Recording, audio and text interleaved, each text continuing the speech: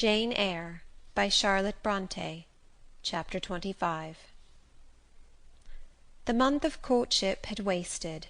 Its very last hours were being numbered. There was no putting off the day that advanced, the bridal day, and all preparations for its arrival were complete. I, at least, had nothing more to do. There were my trunks, packed, locked, corded, ranged in a row along the wall of my little chamber. To-morrow at this time they would be far on their road to London, and so should I; or rather, not I, but one Jane Rochester, a person whom as yet I knew not. The cards of address alone remained to nail on. They lay, 4 little squares, in the drawer. Mr. Rochester had himself written the direction, Mrs. Rochester, Hotel, London, on each. I could not persuade myself to affix them, or to have them affixed. Mrs. Rochester! She did not exist. She would not be born till to-morrow, some time after 8 o'clock A.M., and I would wait to be assured she had come into the world alive before I assigned to her all that property. It was enough that in yonder closet, opposite my dressing-table, garments said to be hers had already displaced my black stuff Lowood frock and straw bonnet; for not to me appertained that suit of wedding raiment, the pearl-coloured robe, the vapoury veil pendant from the usurped portmanteau. I shut the closet to conceal the strange wraith-like apparel it contained, which at this evening hour, 9 o'clock, gave out certainly a most ghostly shimmer through the shadow of my apartment. "I will leave you by yourself, white dream," I said. "I am feverish. I hear the wind blowing. I will go out of doors and feel it." It was not only the hurry of preparation that made me feverish, not only the anticipation of the great change, the new life which was to commence to-morrow. Both these circumstances had their share, doubtless, in producing that restless, excited mood which hurried me forth at this late hour into the darkening grounds; but a third cause influenced my mind more than they. I had at heart a strange and anxious thought. Something had happened which I could not comprehend. No one knew of or had seen the event but myself. It had taken place the preceding night. Mr. Rochester that night was absent from home, nor was he yet returned. Business had called him to a small estate of 2 or 3 farms he possessed 30 miles off. Business it was requisite he should settle in person, previous to his meditated departure from England. I now waited his return, eager to disburden my mind, and to seek of him the solution of the enigma that perplexed me. Stay till he comes, reader, and when I disclose my secret to him, you shall share the confidence. I sought the orchard, driven to its shelter by the wind, which all day had blown strong and full from the south, without, however, bringing a speck of rain. Instead of subsiding as night drew on, it seemed to augment its rush and deepen its roar. The trees blew steadfastly one way, never writhing round, and scarcely tossing back their boughs once in an hour. So continuous was the strain bending their branchy heads northward, the clouds drifting from pole to pole, fast following mass on mass, no glimpse of blue sky had been visible that July day. It was not without a certain wild pleasure I ran before the wind, delivering my trouble of mind to the measureless air-torrent thundering through space.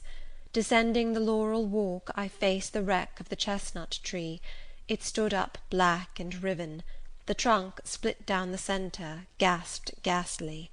The cloven halves were not broken from each other, for the firm base and strong roots kept them unsundered below. Though community of vitality was destroyed, the sap could flow no more, the great boughs on each side were dead, and next winter's tempests would be sure to fell one or both to earth. As yet, however, they might be said to form one tree, a ruin, but an entire ruin. "You did right to hold fast to each other," I said, as if the monster splinters were living things and could hear me. "I think, scathed as you look, and charred and scorched, there must be a little sense of life in you yet, rising out of that adhesion at the faithful honest roots. You will never have green leaves more, never more see birds making nests and singing idyls in your boughs. The time of pleasure and love is over with you. But you are not desolate. Each of you has a comrade to sympathize with him in his decay. As I looked up at them, the moon appeared momentarily in that part of the sky which filled their fissure. Her disk was blood red and half overcast.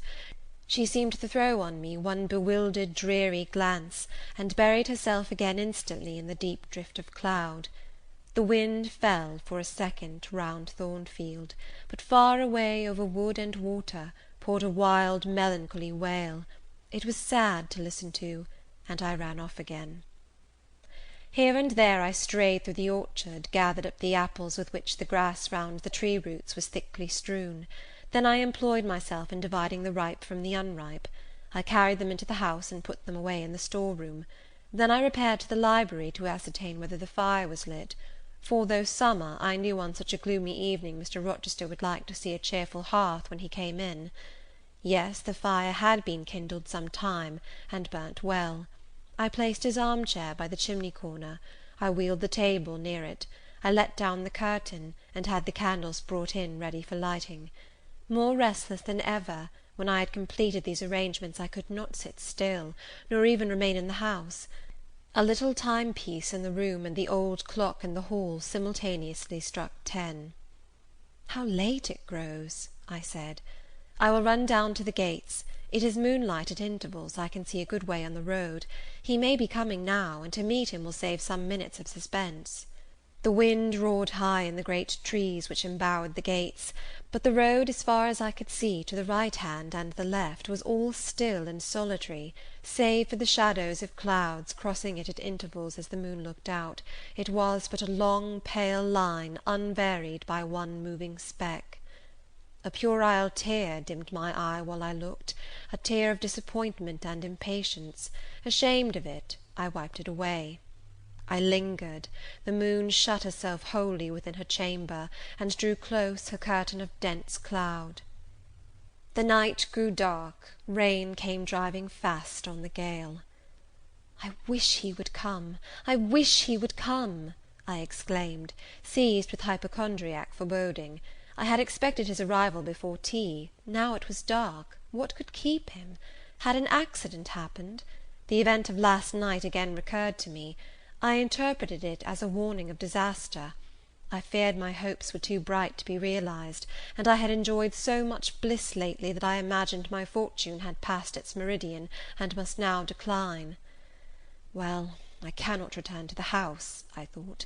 I cannot sit by the fireside while he is abroad in inclement weather. Better tire my limbs than strain my heart.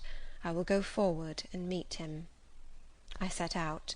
I walked fast, but not far. Ere I had measured a quarter of a mile, I heard the tramp of hoofs. A horseman came on full gallop, a dog ran by his side. Away with evil presentiment! It was he. Here he was, mounted on Mesrour, followed by Pilot. He saw me, for the moon had opened a blue field in the sky, and rode in it watery bright. He took his hat off, and waved it round his head. I now ran to meet him. "There!" he exclaimed, as he stretched out his hand and bent from the saddle. "You can't do without me, that is evident. Step on my boot toe, give me both hands. Mount." I obeyed. Joy made me agile. I sprang up before him. A hearty kissing I got for a welcome, and some boastful triumph, which I swallowed as well as I could. He checked himself in his exultation to demand, "But is there anything the matter, Janet, that you come to meet me at such an hour? Is there anything wrong?"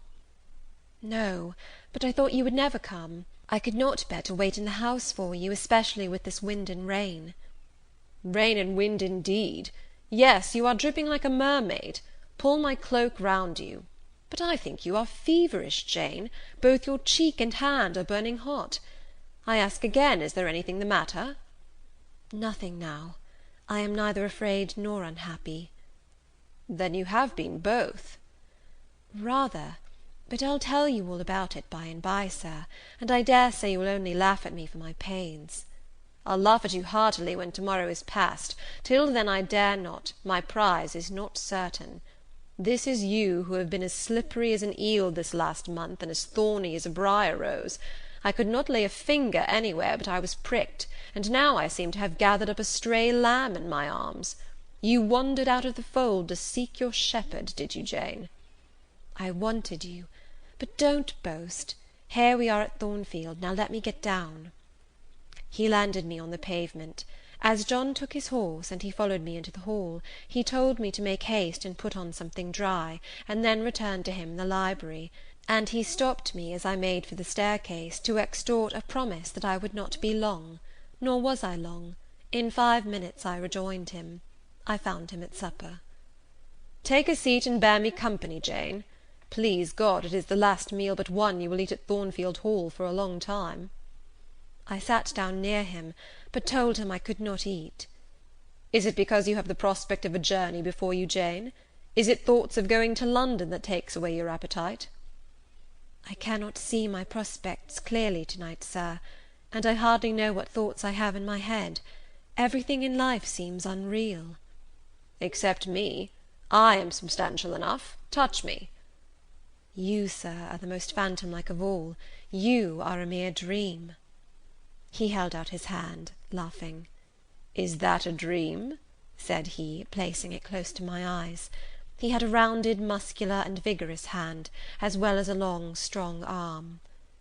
"Yes, though I touch it, it is a dream," said I, as I put it down from before my face. "Sir, have you finished supper?" "Yes, Jane."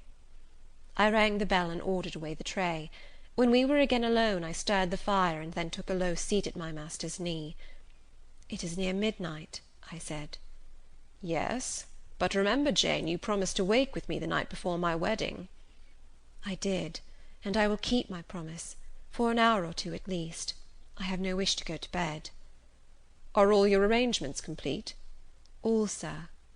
"And on my part likewise," he returned. "I have settled everything, and we shall leave Thornfield to-morrow, within half an hour after our return from church." "Very well, sir." With what an extraordinary smile you uttered that word, "very well," Jane! What a bright spot of colour you have on each cheek, and how strangely your eyes glitter! Are you well?" "I believe I am." "Believe? What is the matter? Tell me what you feel." "I could not, sir. No words could tell you what I feel. I wish this present hour would never end.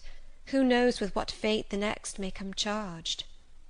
"This is hypochondria, Jane. You have been over-excited or over-fatigued." "Do you, sir, feel calm and happy?" "Calm? No. But happy, to the heart's core." I looked up at him to read the signs of bliss in his face. It was ardent and flushed. "Give me your confidence, Jane," he said. "Relieve your mind of any weight that oppresses it, by imparting it to me. What do you fear? That I shall not prove a good husband?" "It is the idea farthest from my thoughts." "Are you apprehensive of the new sphere you are about to enter? Of the new life into which you are passing?" "No." "You puzzle me, Jane. Your look and tone of sorrowful audacity perplex and pain me. I want an explanation." "Then, sir, listen. You were from home last night." "I was. I know that, and you hinted a while ago at something which had happened in my absence. Nothing probably of consequence, but in short it has disturbed you. Let me hear it. Mrs. Fairfax has said something, perhaps, or you have overheard the servants talk. Your sensitive self-respect has been wounded." "No, sir. It struck 12. I waited till the timepiece had concluded its silver chime, and the clock its hoarse vibrating stroke, and then I proceeded. All day yesterday I was very busy, and very happy in my ceaseless bustle, for I am not, as you seem to think, troubled by any haunting fears about the new sphere, etc. I think it a glorious thing to have the hope of living with you, because I love you. No, sir, don't caress me now. Let me talk undisturbed. Yesterday I trusted well in Providence, and believed that events were working together for your good and mine. It was a fine day, if you recollect. The calmness of the air and sky forbade apprehensions respecting your safety or comfort on your journey.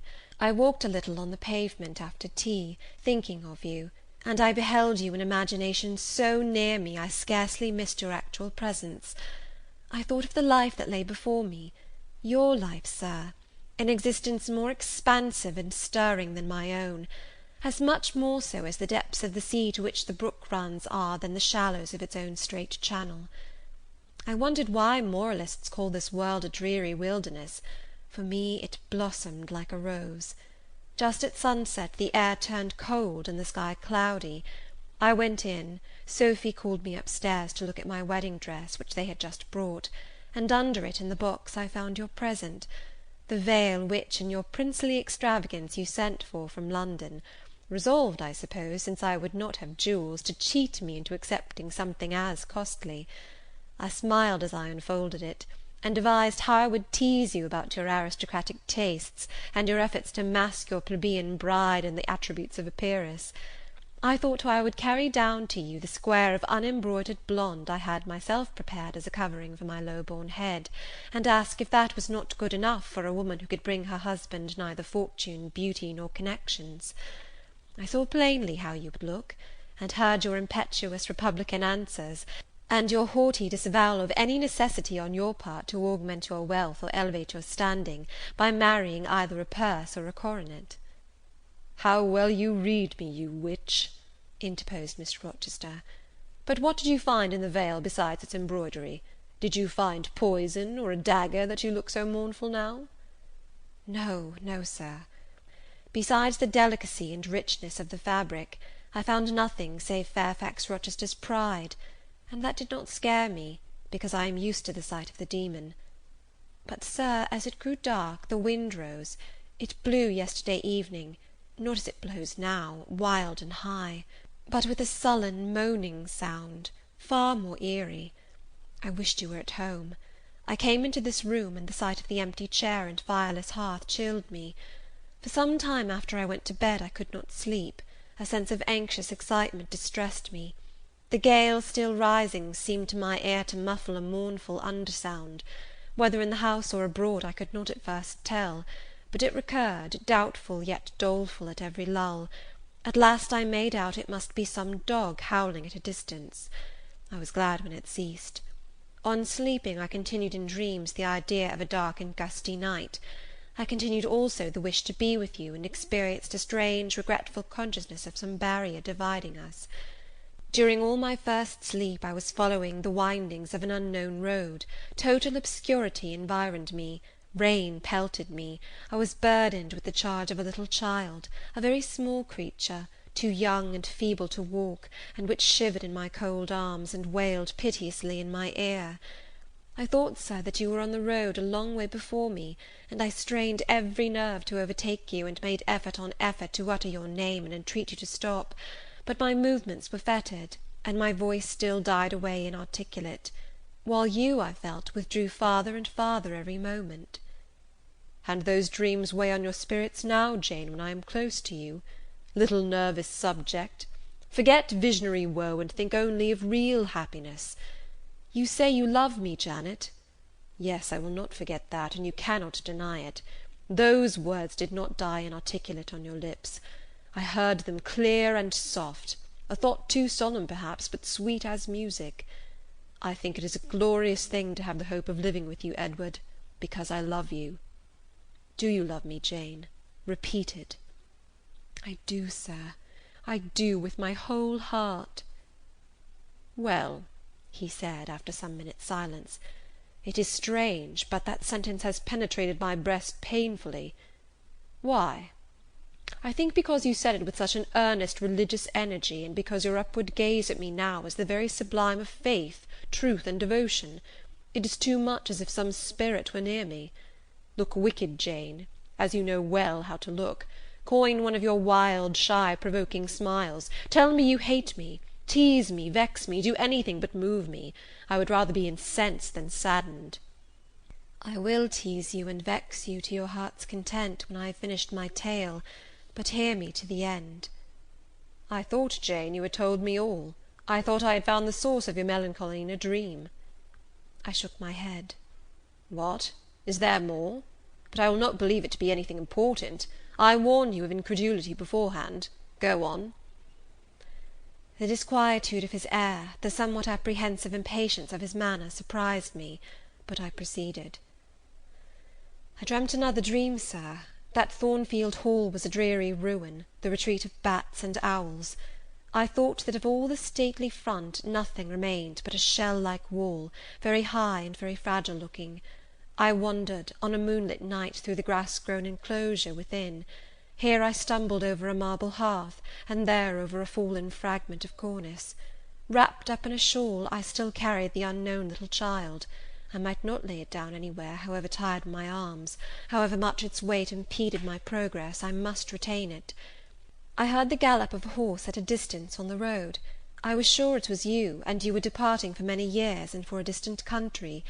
I climbed the thin wall with frantic, perilous haste, eager to catch one glimpse of you from the top. The stones rolled from under my feet, the ivy branches I grasped gave way, the child clung round my neck in terror, and almost strangled me. At last I gained the summit. I saw you like a speck on a white track, lessening every moment. The blast blew so strong I could not stand. I sat down on the narrow ledge, I hushed the scared infant in my lap. You turned an angle of the road. I bent forward to take a last look. The wall crumbled. I was shaken. The child rolled from my knee. I lost my balance, fell, and woke. Now, Jane, that is all? All the preface, sir. The tale is yet to come. On waking, a gleam dazzled my eyes. I thought, oh, it is daylight. But I was mistaken. It was only candlelight. Sophy, I supposed, had come in. There was a light in the dressing-table, and the door of the closet, where, before going to bed, I had hung my wedding dress and veil, stood open. I heard a rustling there. I asked, Sophy, what are you doing? No one answered. But a form emerged from the closet. It took the light, held it aloft, and surveyed the garments pendant from the portmanteau. Sophy! Sophy! I again cried, and still it was silent. I had risen up in bed. I bent forward. First surprise, then bewilderment came over me, and then my blood crept cold through my veins. Mr. Rochester, this was not Sophy, it was not Leah, it was not Mrs. Fairfax, it was not, no, I was sure of it, and am still, it was not even that strange woman, Grace Poole. It must have been one of them, interrupted my master. No, sir, I solemnly assure you to the contrary. The shape standing before me had never crossed my eyes within the precincts of Thornfield Hall before. The height, the contour, were new to me. Describe it, Jane. It seemed, sir, a woman, tall and large, with thick and dark hair hanging down her back. I knew not what dress she had on. It was white and straight, but whether gown, sheet, or shroud, I cannot tell. Did you see her face? Not at first. But presently she took my veil from its place. She held it up, gazed at it long, and then she threw it over her own head, and turned to the mirror. At that moment I saw the reflection of the visage and features quite distinctly in the dark oblong glass. And how were they? Fearful and ghastly to me. Oh, sir, I never saw a face like it. It was a discoloured face. It was a savage face. I wish I could forget the roll of the red eyes and the fearful blackened inflation of the lineaments. Ghosts are usually pale, Jane. This, sir, was purple. The lips were swelled and dark, the brow furrowed, the black eyebrows widely raised over the bloodshot eyes. Shall I tell you of what it reminded me? You may. Of the foul German spectre, the vampire. Ah! What did it do? Sir, it removed my veil from its gaunt head, rent it in two parts, and flinging both on the floor, trampled on them. Afterwards? It drew aside the window curtain and looked out. Perhaps it saw dawn approaching, for, taking the candle, it retreated to the door. Just at my bedside, the figure stopped. The fiery eyes glared upon me. She thrust up her candle close to my face, and extinguished it under my eyes. I was aware her lurid visage flamed over mine, and I lost consciousness. For the second time in my life, only the second time, I became insensible from terror. Who was with you when you revived? No one, sir, but the broad day. I rose, bathed my head and face in water, drank a long draught, felt that though enfeebled I was not ill, and determined that to none but you would I impart this vision. Now, sir, Tell me who and what that woman was." "The creature of an overstimulated brain, that is certain. I must be careful of you, my treasure. Nerves like yours were not made for rough handling." "Sir, depend upon it, my nerves were not in fault. The thing was real. The transaction actually took place." "And your previous dreams, were they real too? Is Thornfield Hall a ruin? Am I severed from you by insuperable obstacles? Am I leaving you without a tear, without a kiss, without a word?" "Not yet." "Am I about to do it? Why, the day is already commenced which is to bind us indissolubly, and when we are once united there shall be no recurrence of these mental terrors, I guarantee that." "Mental terrors, sir? I wish I could believe them to be only such. I wish it more now than ever, since even you cannot explain to me the mystery of that awful visitant." "And since I cannot do it, Jane, it must have been unreal." "But, sir, when I said so to myself on rising this morning, and when I looked round the room to gather courage and comfort from the cheerful aspect of each familiar object in full daylight, there, on the carpet, I saw what gave the distinct lie to my hypothesis, the veil, torn from top to bottom in two halves." I felt Mr. Rochester start and shudder. He hastily flung his arms round me. "Thank God," he exclaimed, "that if anything malignant did come near you last night, it was only the veil that was harmed. Oh, to think what might have happened!" He drew his breath short, and strained me so close to him I could scarcely pant. After some minutes' silence, he continued cheerily, "Now, Janet, I'll explain to you all about it. It was half dream, half reality. A woman did, I doubt not, enter your room, and that woman must have been, Grace Poole. You call her a strange being yourself. From all you know, you have reason so to call her. What did she do to me? What to Mason?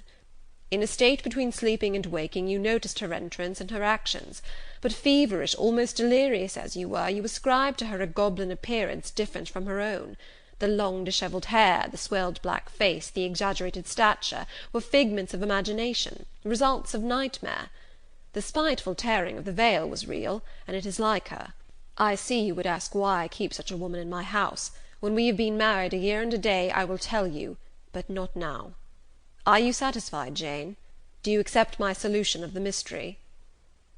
I reflected, and in truth it appeared to me the only possible one. Satisfied I was not, but to please him I endeavoured to appear so. Relieved I certainly did feel, so I answered him with a contented smile. And now, as it was long past 1, I prepared to leave him. "Does not Sophy sleep with Adele in the nursery?" he asked, as I lit my candle. "Yes, sir." "And there is enough room in Adele's little bed for you. You must share it with her to-night, Jane. It is no wonder that the incident you have related should make you nervous, and I would rather you did not sleep alone. Promise me to go to the nursery." "I shall be very glad to do so, sir."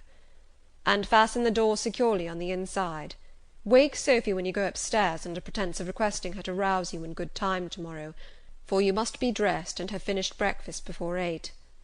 And now, no more sombre thoughts. Chase dull care away, Janet. Don't you hear to what soft whispers the wind has fallen? And there is no more beating of rain against the window-panes. Look here." He lifted up the curtain. "It is a lovely night." It was. Half heaven was pure and stainless. The clouds, now trooping before the wind, which had shifted to the west, were filing off eastward in long silvered columns. The moon shone peacefully. "Well?" said Mr. Rochester, gazing inquiringly into my eyes. "How is my Janet now?" "The night is serene, sir, and so am I." "And you will not dream of separation and sorrow to-night, but of happy love and blissful union?" This prediction was but half fulfilled. I did not indeed dream of sorrow, but as little did I dream of joy, for I never slept at all. With little Adele in my arms, I watched the slumber of childhood, so tranquil, so passionless, so innocent, and waited for the coming day. All my life was awake and astir in my frame, and as soon as the sun rose, I rose too. I remember Adele clung to me as I left her. I remember I kissed her as I loosened her little hands from my neck, and I cried over her with strange emotion, and quitted her because I feared my sobs would break her still sound repose. She seemed the emblem of my past life, and here I was now to array myself to meet the dread but adored type of my unknown future day. Chapter XXVI.